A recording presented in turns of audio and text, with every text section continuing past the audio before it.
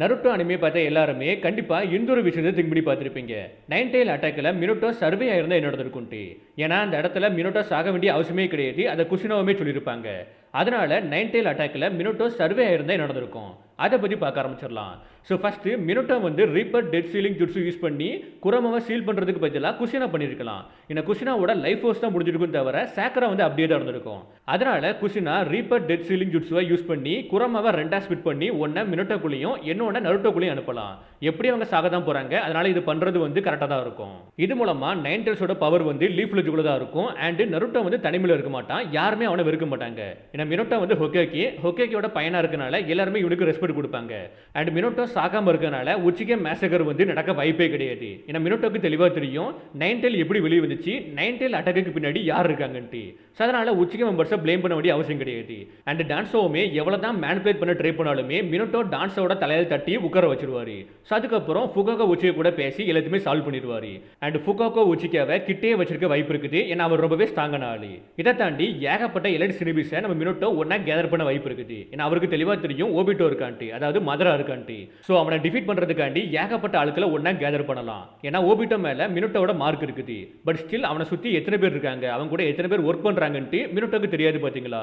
அதனால பிளான் பண்ணி அதுக்கப்புறம் தான் எங்கேஜ் ஆவாங்க ஓபிட்டோ கிட்ட. பட் கண்டிப்பாக மினோட்டோ ஓபிட்டோவை நெக்ஸ்ட் டைம் பார்க்க போஸ்ட்ல டிஃபீட் பண்ணிடுவார். பட் அக்காட்ஸ்கி வழக்கம் போல பின்னாடி இருந்து ஏகப்பட்ட விஷயங்களை பண்ணிட்டு இருப்பாங்க. இப்போதைக்கு உச்சிகே மேசக்கர் நடக்காம இருக்கனால இட்டாச்சி உச்சிகேவா இருக்கட்டும், சிசி உச்சிகேவா இருக்கட்டும், ரெண்டு பேரும் இறக்க மாட்டாங்க. அவங்க ரெண்டு பேருமே சாஸ்கே உச்சிகா கூட இருப்பாங்க.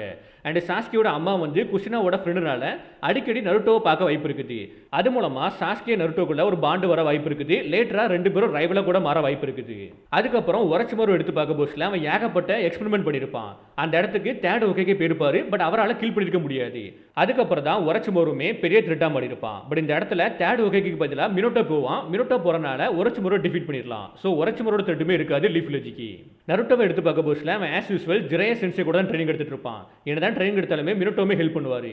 ஸோ அதனால சீக்கிரமாகவே ரசிகனாக லேண்ட் பண்ணிடுவான். ரசிகனில் சேக்ரா நேச்சருமே ஆட் பண்ணிடுவான். இதை தாண்டி சேஜ் மோட கற்றுக்கிறதுக்காண்டி போயிடுவான்.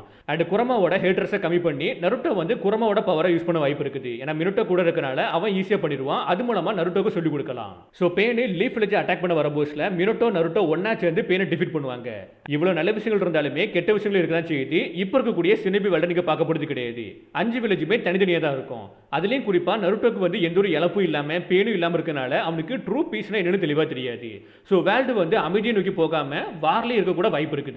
ஸோ இதை பற்றி நீங்கள் என்ன நினைக்கிறீங்கன்ட்டு கீழே கமெண்ட் பாக்ஸில் கமெண்ட் பண்ணுங்க.